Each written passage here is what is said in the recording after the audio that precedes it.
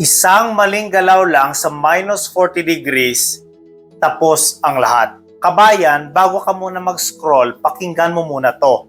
Kung bukas mawawala yung trabaho mo, hindi next year, hindi next month, bukas, ano ang mangyayari sa buhay mo? Hindi kita tinatakot, pinaparealize lang kita.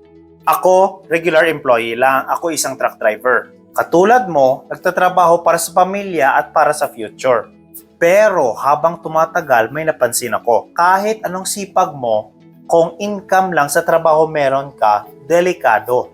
Kasi yung income ay pwedeng tumigil, pwedeng mawala sa isang iglap. Kaya yung topic natin ngayon, your income is temporary, your assets are forever.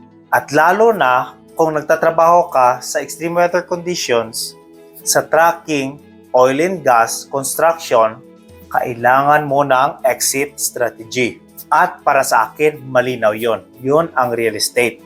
Kabayan, mag-subscribe ka muna. Hindi ito get rich quick channel. Ito ay pang long-term survival at freedom.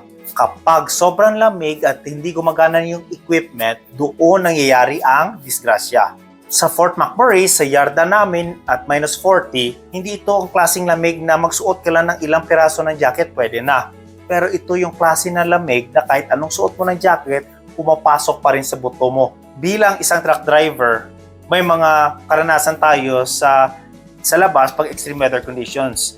Pag na-frozen yung axles mo, especially sa trabaho ko, na yung hatak ko ay 2 trailer. Alam ng mga truck drivers to, kapag frozen axles ka, yan ang isa sa pinaka-frustrating. Hindi ka pa nakapagsimula sa pagbiyahe mo, ubos na yung lakas mo sa kakapagpukpok doon ng brake drum para mabasag yung yelo na tumigas. Tapos, makatanggap ka pa ng tawag galing sa dispatch na anong oras ka lalarga, late ka na. Tapos, hindi nakikita yung sitwasyon mo na sobrang dumi na, nasa ilalim ng truck at mumupukpok na ng axle. That is why kailangan natin ng exit strategy rin. At sa mga ganong sitwasyon, isang maling galaw ka lang din sa extreme weather condition.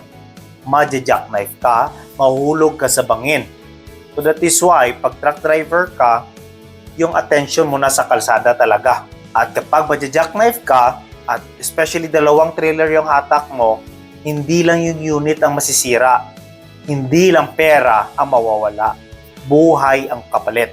Ito yung hindi nakikita ng tao. Hindi alam ng karamihan yung kapalit. Libo-libong trailer drivers ang nadya-jackknife every year. Mas mataas yung risk of fatality kapag 2 ang trailer yung hinahatak. At karamihan nangyayari sa extreme weather cold condition. At tamang-tama lang sa trabaho na pinasok ko. Habang pinapalo ko yung axle dahil frozen, nanginginig ako. Hindi lang sa lamig, kundi sa realization na ito. Isang insidente lang, tapos ang lahat ng pinaghirapan mo.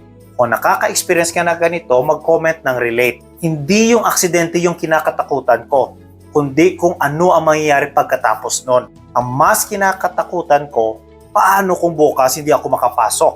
Paano kung kailangan kong huminto? Doon ko na-realize, ang katawan napapagod, ang trabaho pwedeng mawala, at ako walang fallback. Kung hindi ako pumasok, walang kita. Kung masugatan, tapos yung income. Kung may insidente, reset yung lahat. At doon, pumapasok pa ulit-ulit sa isip ko, your income is temporary. Hindi dahil mahina ka, hindi dahil tamad ka, kundi dahil tao ka lang. Kahit gaano kalaki ng income mo, hindi yan safety net. Marami tayong mga Pilipino malakas kumita, pero karamihan ay paycheck to paycheck kasi income lang sa trabaho ang meron. Income is temporary dahil oras yung binebenta mo. Katawan ang puhunan mo. Walang garantiya ang trabaho. Lalo na kung delikado yung trabaho mo, kapag construction ka, oil and gas, trucking, mas mabilis maubos yung katawan mo. At ang sakit, habang masipag ka, habang napapagod ka, akala mo safe ka. Hindi. Napapagod yung tao pero yung assets hindi. Kabayan, isipin mo to. Puro trabaho ka. Pero biglang may aksidente o may disruption sa trabaho mo, ano ang mangyayari sa sweldo mo? Dito ko na-realize, kita sa trabaho ay temporary lang. Pero yung assets ay pangmatagalan. Ano ba ang asset?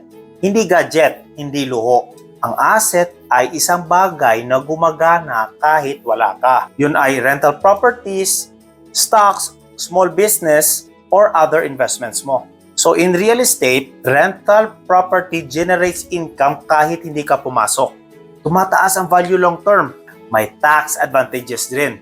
Meron depreciation at deductions. Habang nagtatrabaho ka sa snowstorm, tumitigas yung axle mo, meron ka pa rin income. Hindi lang ka nakasalalay sa trabaho mo. Imagine, kung meron pang 4 units sa Edmonton dito, isa sa tenants mo nagbabayad ng rent mo, habang nagmamaneho ka sa minus 40, kumikita ka pa rin. Habang natutulog ka, may nagbabayad ng mortgage payments mo. Ito yung peace of mind na hindi mo maranasan sa trabaho lang.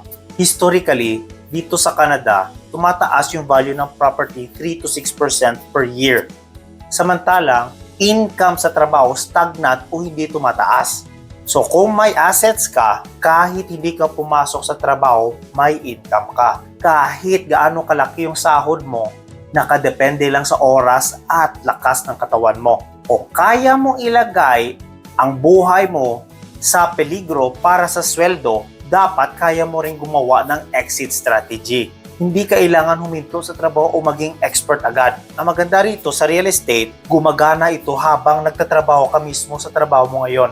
Lalong lumalakas habang tumatagal. Handang-handa ang properties mo kapag huminto ka na sa trabaho. Ang maganda sa real estate, talagang tangible siya, mahahawakan mo siya. Totoong investment siya. May pintuan, no? Hindi lang numbers sa internet na nag-invest ka lang sa stocks or whatever, pero yung bahay talaga makikita mo yung physical, tangible asset siya. Ang maganda rin sa real estate, pwede mo siyang ma-leverage. You can use the bank's money or other people's money. It doesn't have to be all your money. At ang maganda doon, panalo ka sa real estate sa oras. Habang tumatagal yung paghawak mo ng property, tumataas ang value. Start small.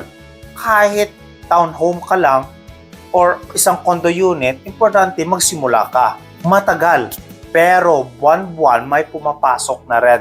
Matutunan mo yung proseso, tenant management, maintenance, at paghandle ng tax mo. Pag lumago na yung townhome mo, pwede ka nang bumili or mag-upgrade sa duplex or sa fourplex. Habang nagtatrabaho ka, binubuo mo yung financial freedom mo. Nakikita mo ba ang trabaho mo bilang tulay o limitasyon lang? Iba ang pakiramdam pag kumikita ka na hindi ka nagtatrabaho. Kabayan, hindi to malaki pero consistent. Imagine yung unang rent na papasok sa bank account mo. Hindi mo kailangan pumunta sa trabaho, hindi ka naghihirap sa snow, wala kang risk na mahulog ka sa ditch kung nagdadrive ka ng truck. Pero merong buwang-buwang pumapasok sa bank account mo. Parang may isa kang empleyado na nagtatrabaho para sa iyo ng 24/7. Feel mo ba na meron kang safety net? Nakikita mo ba na kahit nagtatrabaho ka sa extreme weather condition na meron kang steady cash flow? Real estate cash flow allows you to survive, invest, or even expand. Kahit maliit sa simula, kapag consistent, malaking source of financial freedom over time. Hindi mo kailangan ng mas malaking sweldo. Kailangan mo ng direksyon. Kabayan, ito yung step by step na para makapagsimula ka invest sa real estate. Number 1, save consistently.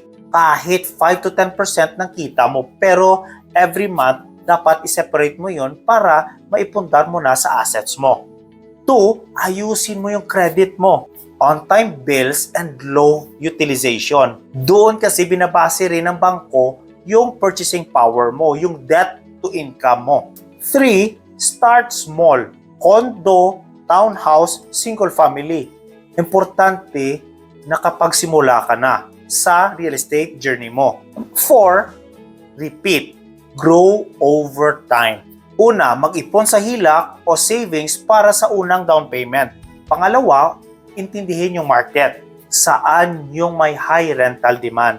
Pangatlo, subukan yung small units lang para matutunan yung proseso sa pagbili at pag-manage ng rental property. Pang-apat, reinvest. Huwag kunin agad yung kita, palaguin, i-invest mo ulit sa next properties mo para lumaki yung investment portfolio mo habang nagtatrabaho.